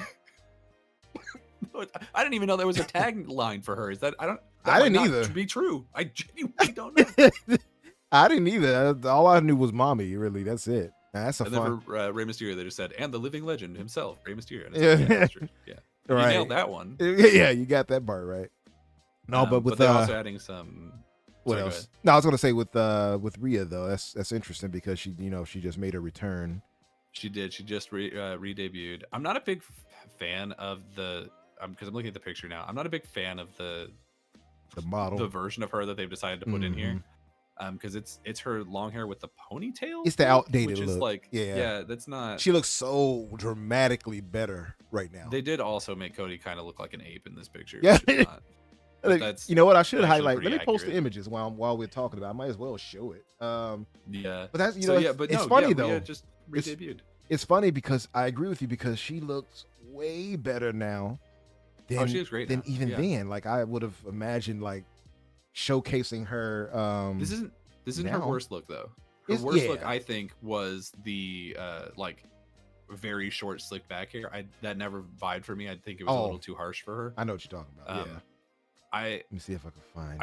I think my personal favorite version of her was the like just came up from NXT look where she still had like the blonde, but it was like shorter, and she'd gotten rid of the like half like Skrillex cut looking thing. Oh yeah, I think that's my favorite era of Rhea Ripley. But let me see. I mean, she's great. She's just great across the board. But they also added some things of I guess there's like different finishers you can do. I haven't played Call of Duty in a while. I assume that's going to change when Black Ops it goes into Game Pass. You know what I saw? Like speaking of the finishers, I saw Cody's his Crossroads. Crossroads. Oh, it looked dope. The one really good. The one they showed with the guy like it. You know what it reminded me of? Halo. You know, Part 4 used to have the assassinations, which I don't know why 343 took that away. I used to love them. They were in at least Reach. I think were they? Also yeah, Reach had them too. Yeah, but 4 had more expanded like style and different types you could do. So one of them was my favorite in 4 was called I think something plant. Like they would. What was the name of that one? It was like a heavy sounding name, and they would supplant your head into the ground crazy. Like you would they would smack your head. Like a pile driver, like a pile driver / kind of DDT kind of move, and it looked devastating, like the crunch it made and all of that. And if you watch the trailer for this, when it shows Cody, or at least it's somebody else doing clearly the Crossroads. It's clearly that, and they smacked the head right into the ground. It looked very similar to that. I cannot remember the name of that move off Halo 4, but it looked very similar. So I was instantly like, "Oh, that looks good." Let me see. Here's Rhea. She does. I mean, the one thing I'll give them is that it looks just like them. They did a really good job. I think Rhea's is the best looking one. I mean, Ray's easy to do because his face is covered with the mask, and like that's the hard part to do. I don't think Cody looks great. They really did make him look kind of like an ape, and that's not completely inaccurate. I mean, it looks like him though. It does look like him. He's just. I guess it's because he's just yelling right there. He's like, ah. Yeah, but it does look like him. I think it's just a face distortion because he's yelling. You know, like that's really it. But Rhea, I will agree, it's not my favorite look for her, but I think it looks like her. No, she looks great. 100%. Let's see old Ray. There he is. I'm curious because maybe this news is out, but I haven't like done a deep dive into everything that was announced for it. I'm curious to see like what other finishers and accessories they have for Rhea and Ray, because like theoretically Ray can't be doing a 619 because there won't be ropes unless he's gonna like spawn ropes to do a 619 on, right? So I wonder what he's gonna do. I just had to highlight that. Yeah, my buddy, what's it on Twitter? Kid KG, he posted. He said, "Mommy is always on top." It's one of the little quotes they use, right? Yeah. Oh, she's a sexy woman, I have to say. I'm not even too much into masculine kind of built muscular women. She gets it for me though. I will admit, she's turned me around. I think she's probably at the moment like number 1 or number 2 in terms of like mass market appeal in WWE right now. Because like Cody's there, and I like Cody, but I don't think that he's like really hitting it big on the internet in the same way that Rhea is. I said this before. Rhea I has think hit we talked the about public that. domain in a way that I was honestly a little shocked to see. Yeah, I think so too. And I think Cody, he has this issue where he has to be this super face, and it's like I don't know, man.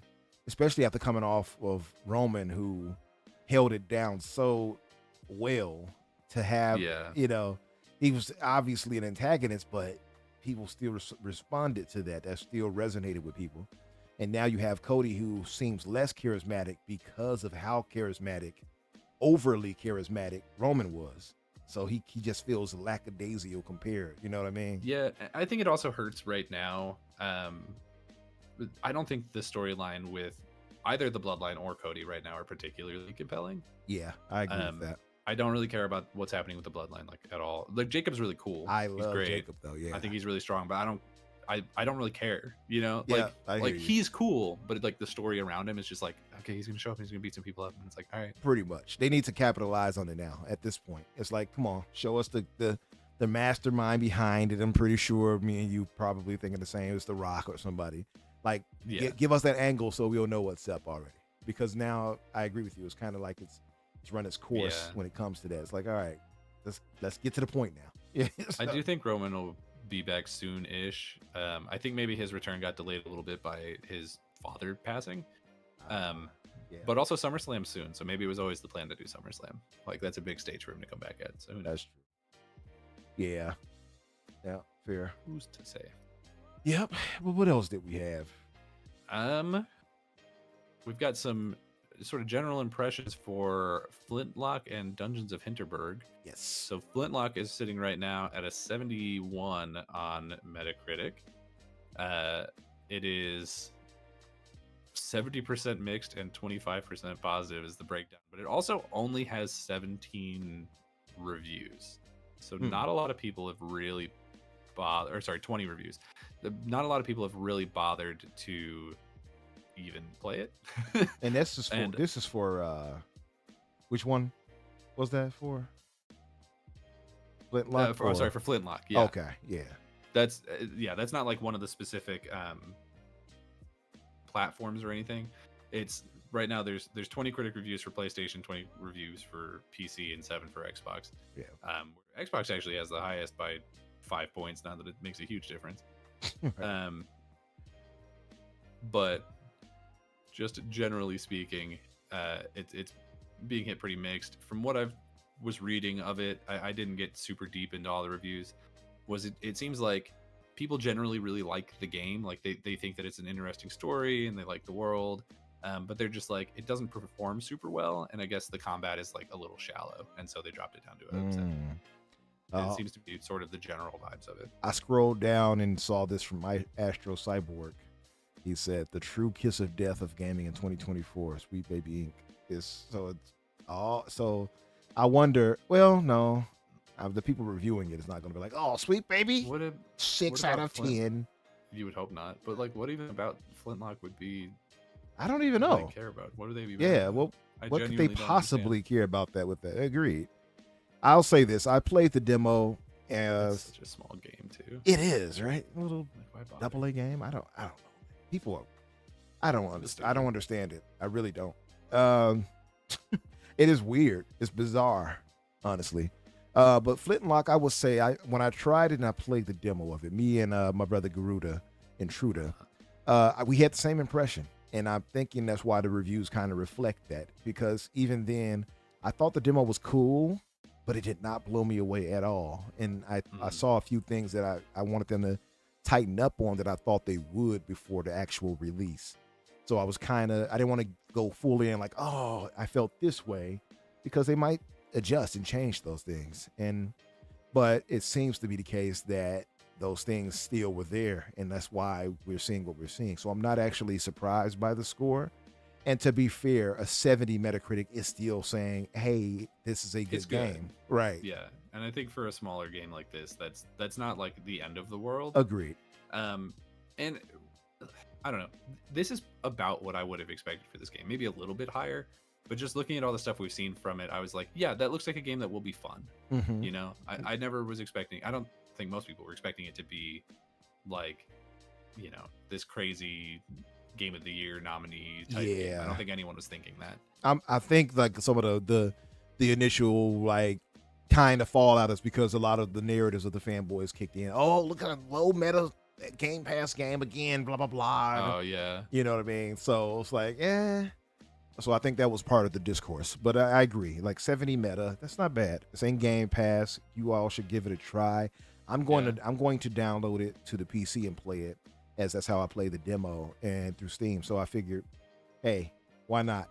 And get the best of the visuals and performance. May as well. It's not the longest of games. I'm hearing it's about 20 hours, so that's perfect. That's fine. Also, too, it's like a weekend game. Yeah, a little weekend game. And also, too, like we'll actually be doing a review for this on the Infinite podcast with Risk in the gang. So I got to get this out of the way as well. Anyway, I don't want to say it like that because it sounds like a chore. We'll be playing this.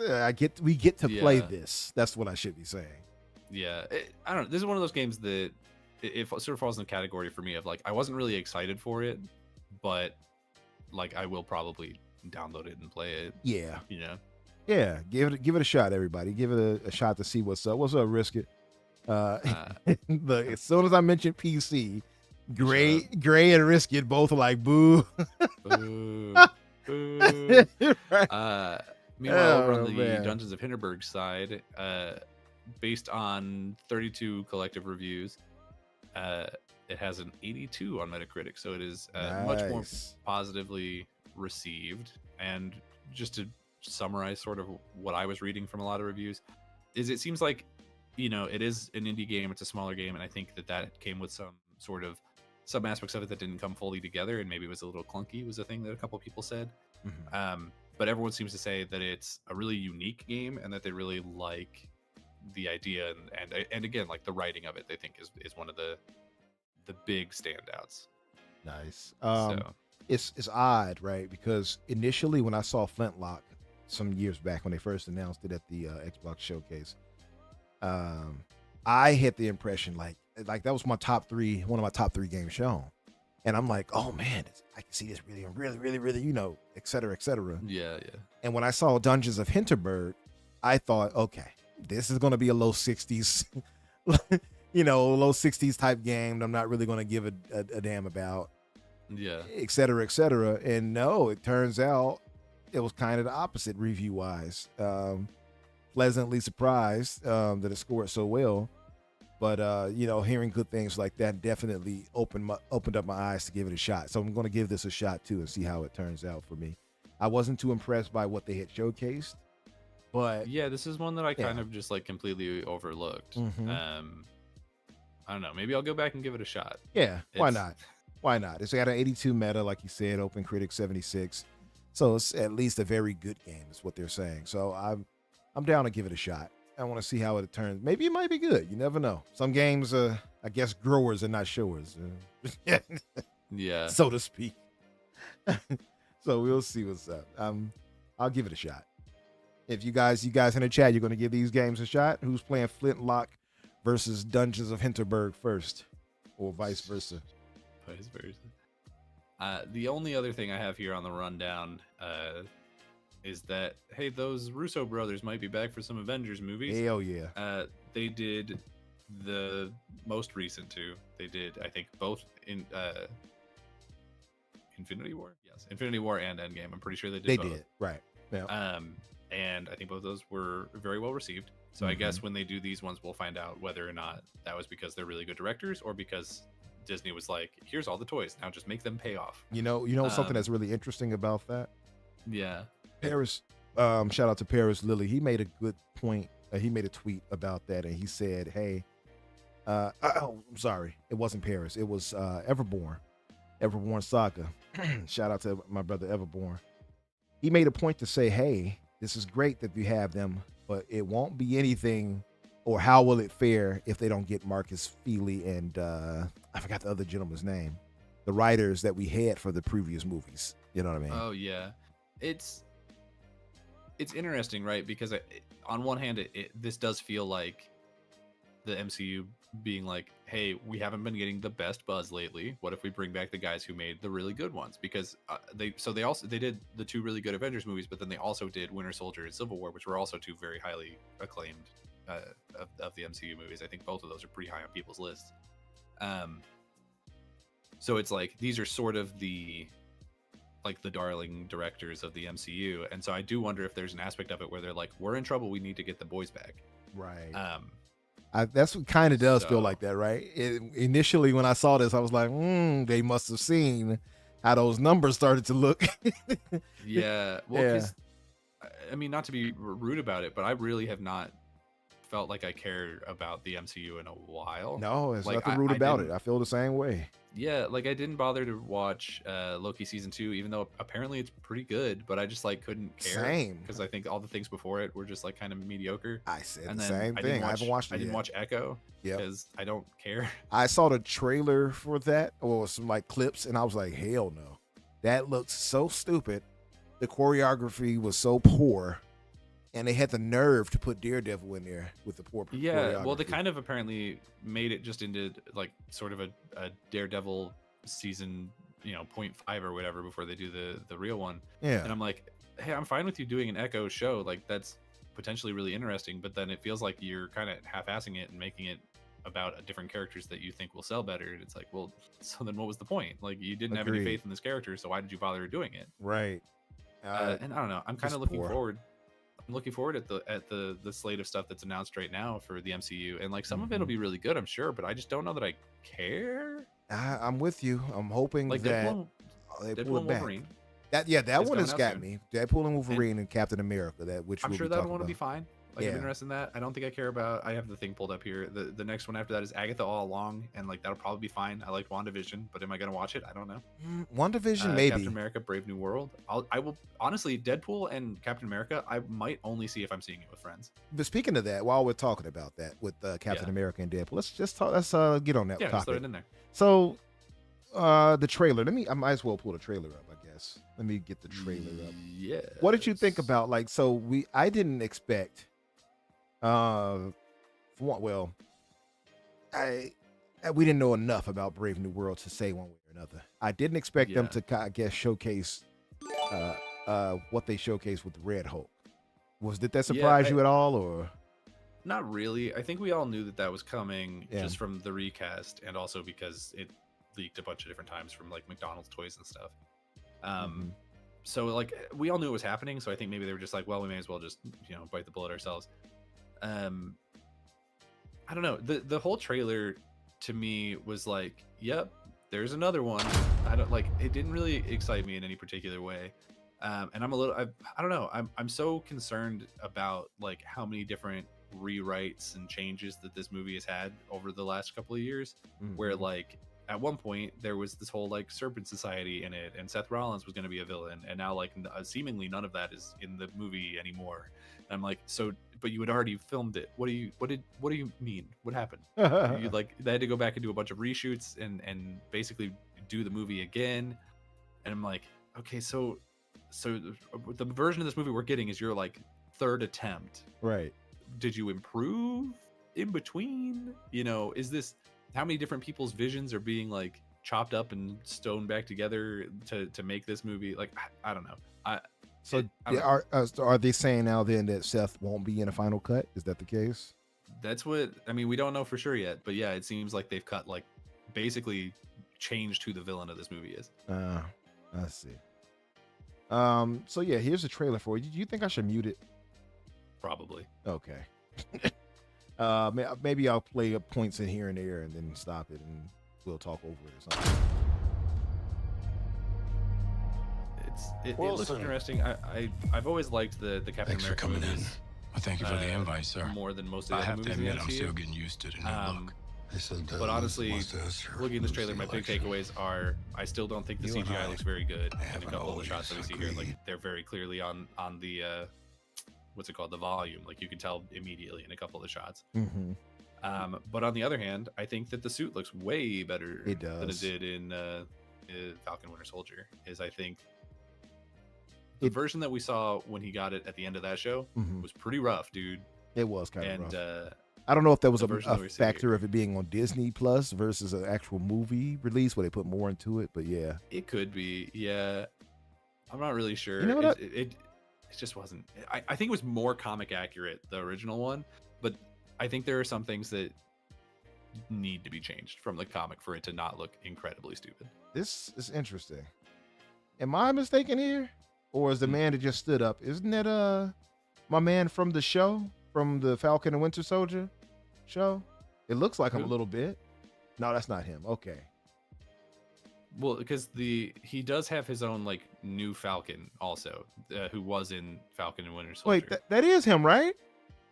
Yeah. So in Falcon and the Winter Soldier, there was like I forget his name, but there was like a Hispanic guy who he gave his old jetpack to, and he is in this movie as like the new Falcon.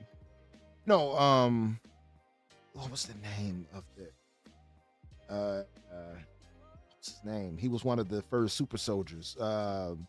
Isaiah Bradley. Oh, Isaiah Bradley. Isn't that him right there? I don't know. The actor Carl Lumbly, who played Isaiah Bradley. That looks like him. I didn't notice it until just now. I'm like, wait a minute.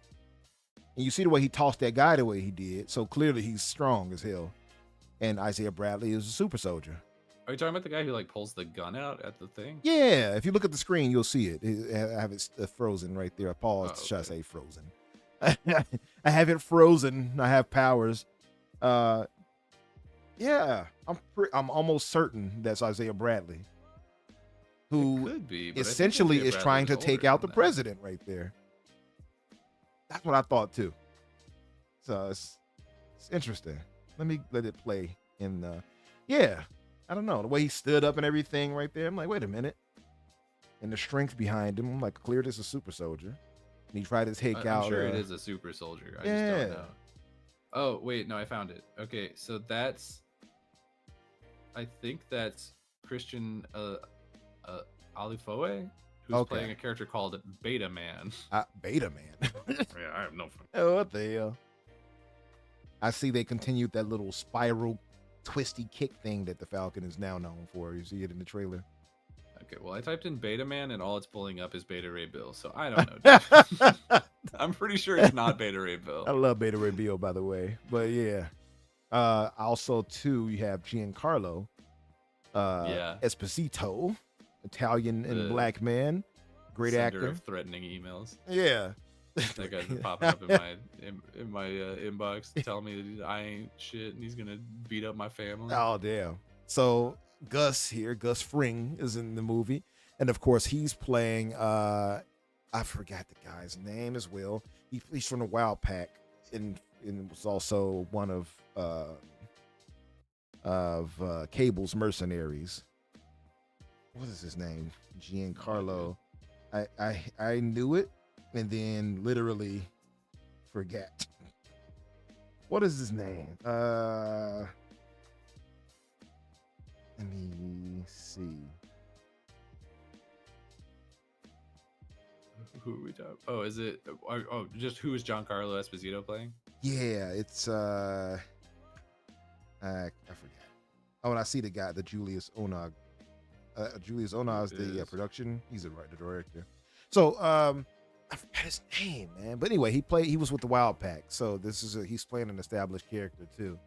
Just cannot remember his name. I wonder if he's gonna have like the serum too, probably. I wonder. So apparently it hasn't been officially announced, but people are speculating that he's a character called GW Bridge. That's it, George Washington Bridge. He's a SHIELD agent with X-Men ties, I guess. Yeah, he was with the SHIELD at a point, and he was also the Wild Pack, with Cable, which is obviously the X-Men tie. So yeah, this might be a tie-in to bringing the X-Men further into the MCU too. So we'll see. That makes sense because there's also been a lot of speculation that because we hear them talking about like mining rights or something with Japan, and they're getting like into some kerfuffle with them. And then we briefly see the hand from the big dumb idiot that came out of the ocean in the Eternals movie. Yeah. So people are thinking that the mining rights are for adamantium, so that could make sense as another way to sort of bridge into the X-Men universe. Also, we see him like loading a pistol, and a lot of people are thinking that because I don't know if this is true, but I think it changes depending on who the writer is. But people are saying that like, oh, adamantium is stronger than vibranium, so those bullets will go right through that shield. And so I guess that's what people are saying. Like, he's just gonna have a normal pistol, but he's gonna be the most dangerous guy because he can just shoot Captain America, no problem. I see. That'd be interesting. I like the wings. Definitely look improved for sure. Yeah, they're more like feathery. Yeah. I mean, they're metal, obviously, still, but right. But no, I mean? Yeah, they have much more detail to look like feathers, metal feathers. Yeah. Like Archangel when he was with what's his name? Apocalypse. Yeah, they look really dope. Let's see. I guess I can play some of the whatever. This part. I think I'm still just looking at Halo. Ooh. I want to see his face. I want to see if he looks close to Harrison Ford and everything. I'm sure he does. Man, excited for this. And it's been a while since I've been excited for anything Marvel. Yeah, I don't know that I'm willing to say that I'm excited for this yet, but it's definitely one that I have intention of seeing. Yeah. Which honestly, like, I'm more interested in this than I am for Deadpool Wolverine. Deadpool Wolverine, like, if friends of mine are like, hey, we're gonna go see this, you want to come? I'll be like, yeah. Captain America, I might be like, I might reach out to friends and be like, do you want to see this? I still would probably not see it alone. Yeah. And then Thunderbolts, I could care less. Not interested. But the Thunderbolts, I'm kind of like, I don't know. Not interested at all. I'd have to see like a good trailer for it to turn me around. But this does start to feel like, at least seeing this in Deadpool and Wolverine, at least starts to make me feel like maybe they might turn things back around. We'll see. Maybe. I think Endgame gave the MCU such a sense of finality that people kind of like, Yeah. You know, all the good people are gone, basically, right? That's what it feels like. That's what it feels like. Yeah. We're also leading into a situation where we can sort of expect big news for the MCU soon, though, because we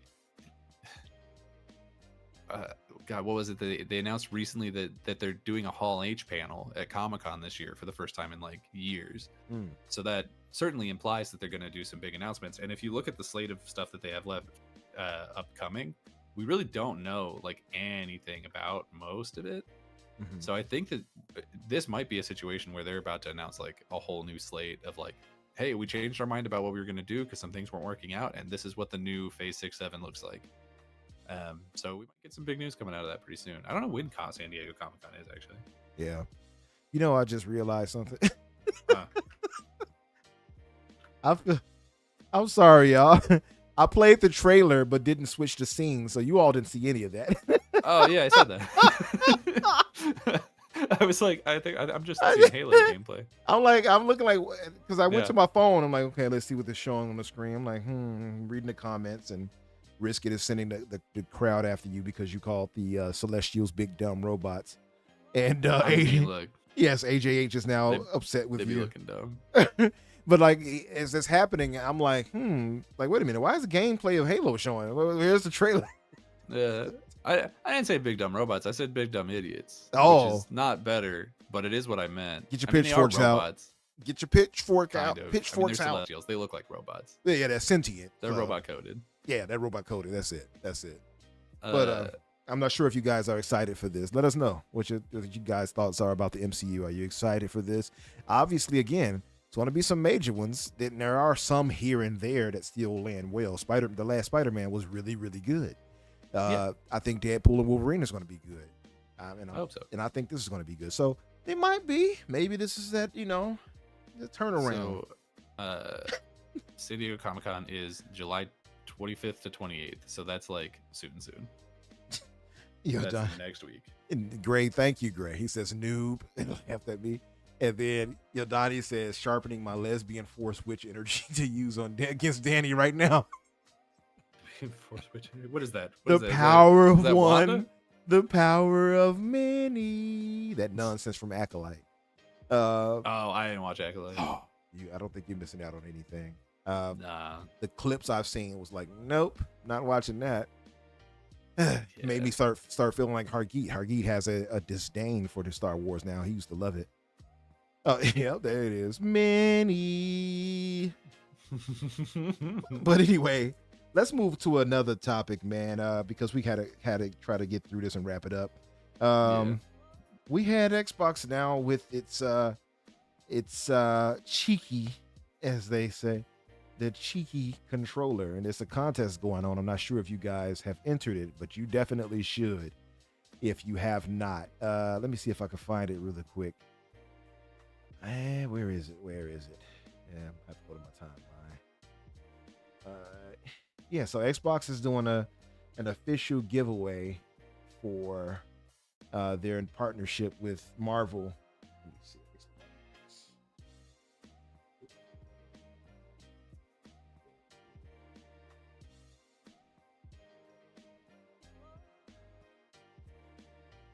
I really should have had this pulled up already, but there it is. It's back now. Damn OBS. Okay. All right. And we should be back, guys. Sorry about that. It was a quick issue with OBS. So anyway, Xbox is partnered up with Marvel. They're doing a giveaway for the 2 cheeky controllers and a custom console, Xbox Series X console with swords and all, his katanas, if you will. I think it looks really dope. And of course, you have the very custom cheeky controller. Let me see. I want to get a better image of it to show you guys. Looks hilarious. And there it is. That's a better image. Designed by Deadpool. Hugs and kisses. Hugs and kisses. Oh man, this controller it's kind of thick. This controller got some ass, Danny. You see that? Yeah, I think I'm okay with that. I don't think I need to enter this contest. I saw the same argument coming up that comes up every time they do one of these, where it's like, why don't they just sell these? And I'm like, they are not putting Deadpool's ass in a Target. Like, that's just not happening. Jack said my Stellar Blade controller coming. Hell yeah. Where they gonna put the bumps at for that one though, Jax? Is it gonna be in the bag still or what? What they doing here? Gray says, how are you gonna play it with that ass? Oh, I have so many ways, Gray. So many ways. It's its own little stand. You just put it up there. It's got. Oh yeah, you leaning. Gotta worry about it's gonna be leaning if you set it down. I don't know how you get the batteries in. You know, I guess you're gonna have to only. Well, actually, if you look at it, you kind of see that shallow part of the butt looks like it can be removed. Actually, now that I'm looking at it. Oh, you gotta scoop his butt out. Yeah, you gotta scoop it out. Yeah. Oh, it's a little trailer for it here. Hold on, let me put that up on here. Yeah, look at that. Turn that music down. Look at that. No thanks. I'm good, actually. Look at the light reflected from his cheeks. No, I'm fine. I don't need all that. Yeah, it looks like that could be removed. It's a removable cheeks, removable ass right there. Oh. So, it looks like that's the case. Yeah. But who would want to do that? You want to get your fingers all up in there, right? I mean, if you're gonna have it, you're gonna use it. You know what I mean? Get your fingers all in there, guys. Am I alone, chat? I'm gonna wrap my hands firmly around that thing to make sure I hold it right for when I'm playing, an intense game. Get my fingers all in there properly. You don't want to drop the controller, right? Might add, some essential oils to it or something to give it its own, je ne sais quoi, if you will. Does it ruin it all to know that underneath that his ass is just like a charred husk? Does that ruin it? A charred husk of cancerous cells. Yeah. He like underneath that he looks like a ghoul. Is that a problem? Hey. Is that okay? Ass is ass. Am I right, yo, Donnie? You're gonna come off with some like flakes of ass. He's gonna peel in your hand. Ass flakes. Ugh. Yeah. So I know I'm not the only one to enter this contest. Some of you all trying to act like you above it. I know you all entered this contest. Tell the truth. I know you entered it, Risk It. I know you did. Jax, I know you entered it. Tell the truth. It's a controller's ass, Risk It. It's not yeah. It's a Brazilian butt. There's a BBL, Brazilian booty lymphoma. Jack said he hopes he loses. Why'd you enter if you want to lose? Right. Oh man. You could have guaranteed a loss. Yeah. Hey, Gray is like, I want to grade the man's ass. Listen, a good ass should be celebrated. And speaking of that, I gotta share you guys something I saw. Oh no. Now that I think about it, I think you all will like this. Oh no. I'm just gonna reveal his likes live on stream. I couldn't do that. It's too much. But I do have just the thing for you all in denial here. Just the perfect thing. Hold on 1 second. Let me find it. Found it. People who want this butt controller are the same kind of people who got the booby mouse pads. It's a self-report. Here it is. You enter this contest, you can put on a watch list. There you go. That's America's ass. Look at that, Danny.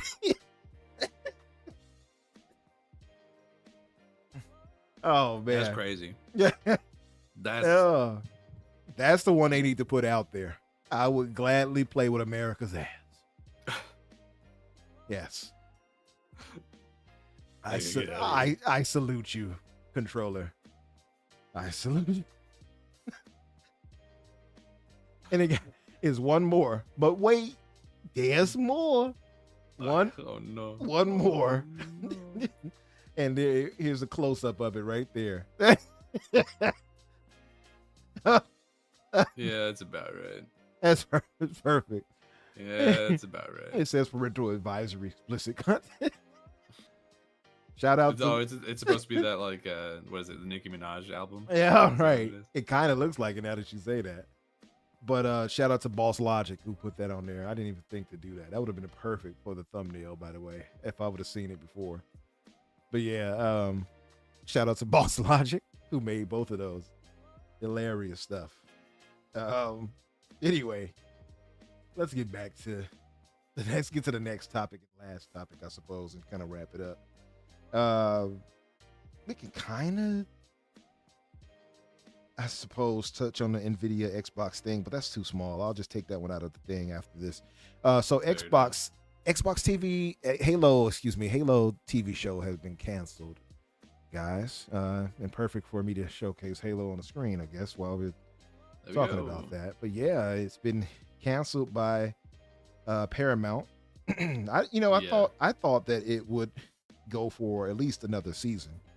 I kind of thought so too. Yeah. I thought the second season was definitely a lot better than the first one. Still not like great. But I think that they already have. It's weird because I remember when the first season came out, they were like, "It's one of our best performing original pieces on Paramount Plus." Right, exactly. But I think like that was just in terms of viewership, and then critically, it was much worse. So season 2 must have performed really bad. It would be my guess. Because I think probably people watched that first season because it was like, oh, it's a Halo show, and then assumed that the second season would be as bad as the first. And it wasn't like better enough that I'd be like, no, you gotta go back. Yeah, I agree. I will agree with that.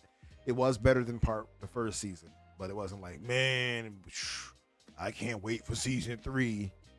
So these are the official, I guess, stance, according to Hollywood Reporter. The Hollywood Reporter reports Halo canceled at Paramount Plus after 2 seasons. The show's producers, there is some good news to this for those who are hopeful. It says the show's producers will look for a new home for the adaptation of the video game franchise. It says the streamer, Master Chief has fought his last battle at Paramount Plus. The streamer has canceled its video game adaptation Halo after 2 seasons. The series, based on the Xbox franchise, and starring Pablo Schreiber as Master Chief, John 117, finished its 2nd season in March. We are extremely proud of this ambitious series and would like to thank our partners at Xbox 343 Industries and Amblin Television, along with showrunner and creative producer David Weiner, his fellow executive producers, the entire cast led by Pablo as Master Chief, and the amazing crew for all their outstanding work, Paramount Plus said in a statement. We wish everyone the best going forward. So I guess, it's not like it's heavy feelings or anything like that, but I'm going to guess the financials for it weren't look so good versus what they had to put in to actually make the show. So that would be my thought. I will say I didn't have high hopes for it with being with Paramount to begin with. I never did, even with season 1. And I believe it was AJH that said it earlier in the chat. For instance, with Gears, give it to HBO, he said. And there's a reason for that, because we know HBO is going to give you top-notch quality content, and you could trust them with an IP. That's the same way I felt with something like Halo at Paramount. I was like, I don't know. Yeah. To be fair, though, Paramount did turn in some good stuff. They did well with Star Trek from what I saw. I haven't watched it in a long time, but the first seasons or 2 I saw was okay. Star Trek. So the ones that they did originally for Paramount Plus were Discovery, that I think was pretty panned at first, but I think has kind of turned it around, right, by and large. There's Lower Decks, which is the animated one that that's that one I keep seeing.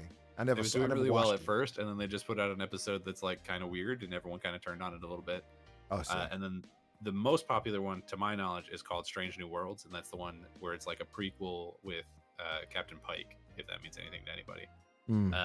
So they've done some good things there. Like there are some good original shows on Paramount. It's just that there's not a lot of them, and I think that I think they're still sort of figuring out what they want to do there. Because Paramount is also like, they make the Yellowstone show and its spin-offs, and those have all been pretty well received. Oh yeah, Yellowstone I've heard nothing but good things about.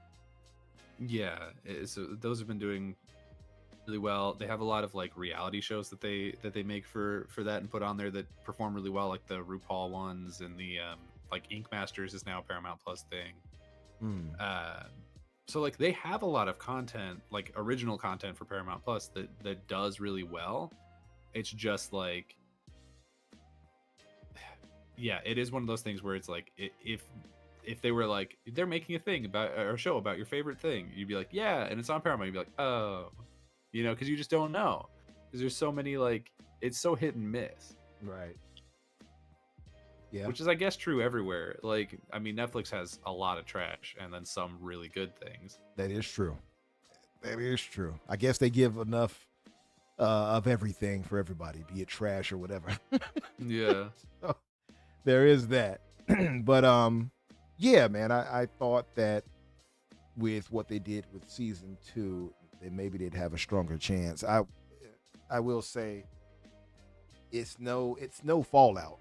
That's for certain. It's kind of crazy. Absolutely not. Yeah, and it's kind of crazy that Fallout could come out and land so well, but at the same time, to be fair, Halo is not an easy, in my opinion, an easy thing to adapt comparatively to Fallout. I think Fallout is easier in a way, especially because you have to live up to what Master Chief is, and that's just tough. You know what I mean? People have such specific ideas of like what the Halo story is and what it has to be, and if it goes outside of that at all, then you're already screwed. And then on top of that, it just wasn't a very good show. Agreed.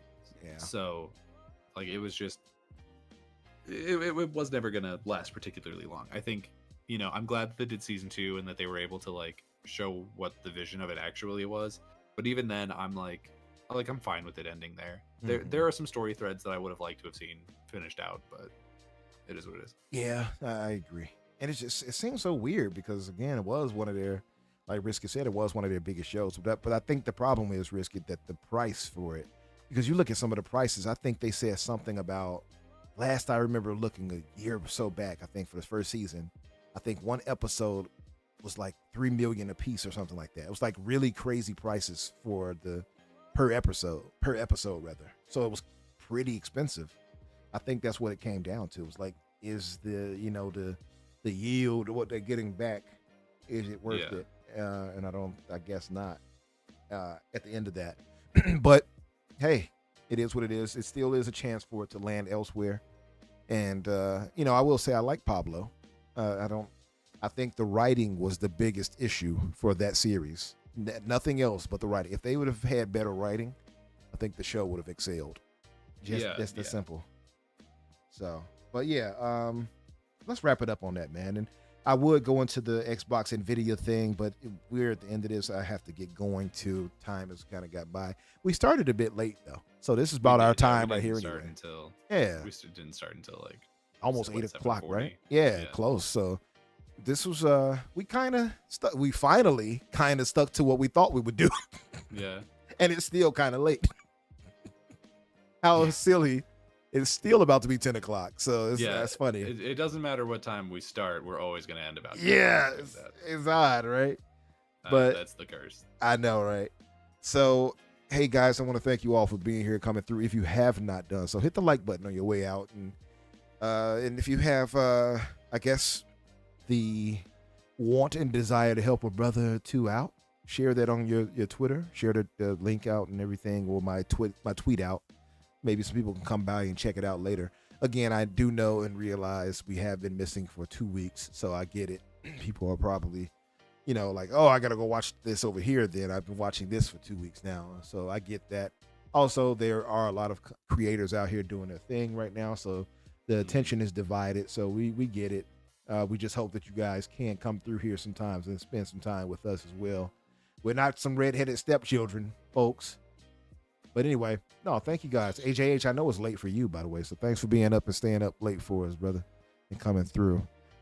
Risk It, I will see you tomorrow, of course. Me and Risk It had a really good talk the other day, by the way. Just about life. Just about life, you know. Yeah, thank you all for being here. Let's get out of here. Danny, tell the good folks where they can find you and what you'll be up to. Also, plug your new video you did, man. I got to check that out tonight, by the way. Yeah, so I put out 2 videos semi-recently, both sort of pertaining to things from the 360 era coming back. So I did one about Dead Rising and the new Superman costumes, and another one that just came out a couple days ago about the Assassin's Creed remakes and the BioShock 4 news. And you can find those over at my personal YouTube channel, Daniel McG. You can find me on Twitter at Daniel J McG, or you can go anywhere else, I guess. You could be anywhere else, but you better go do that. No, yeah. We're actually getting pretty close to 1,000 subs over on my personal channel. So anyone who's not subbed there, I would very much appreciate it if you could help me get to that number. Yeah, guys, go subscribe to Danny's channel if you haven't. His links are in the bio, or at least the description, should I say.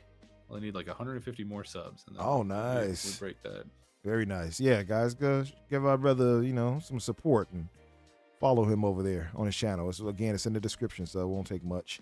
And as for myself, you'll find me, of course, on Twitter X, Infinite Umbra or Umbra Infinite. You'll find me either way. Tuesdays on Xbox Factor with Boom. That's 12 o'clock Eastern. Thursdays back here with us on The Fix at 8 o'clock Eastern typically. Friday, tomorrow, of course, myself, Risk It for the Biscuit, that blue number, Holly. And Spriggan, a.k.a. Dante Moody, on the Infinite podcast. So, yeah, come by. That's 8 o'clock Eastern as well. So, hope to see you guys over there as well tomorrow. Much love to you all for being here. And we are out. We will talk with you guys next week.